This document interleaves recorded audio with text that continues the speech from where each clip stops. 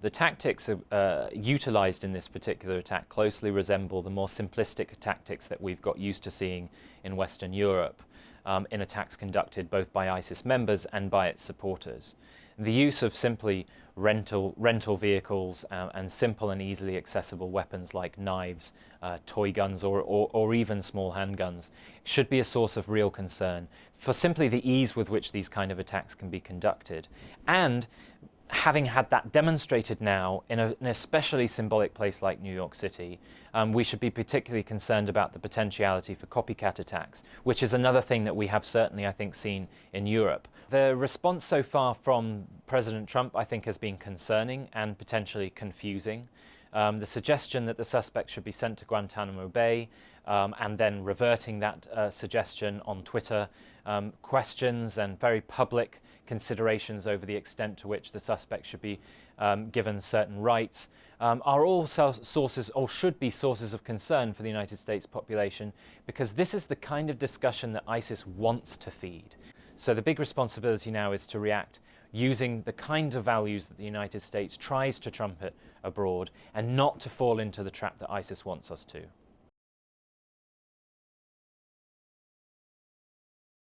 The suspect currently in detention for the attack in New York clearly identified himself as being affiliated to or loyal to the Islamic State, and I think that in and of itself is important. Having said that, the Islamic State hasn't issued a claim of responsibility for the attack, which is also, I think, potentially important and intriguing.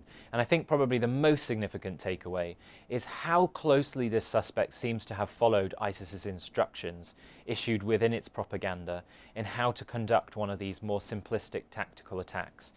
The mechanism through which the suspect planned and conducted the attack essentially shows that he was following ISIS's instructions to the letter. And I think that, in terms of a counterterrorism lesson and response, shows us just how potentially powerful ISIS's propaganda can be.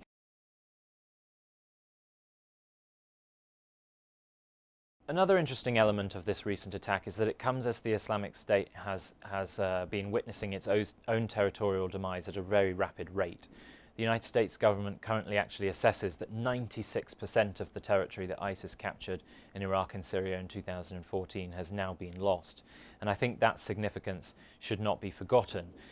Whether or not that actually had anything to do with this attack remains to be seen, but I think it goes without saying that the idea of a caliphate now lives long in ISIS supporters' minds. The importance of a territorial caliphate perhaps has been overstated in the past.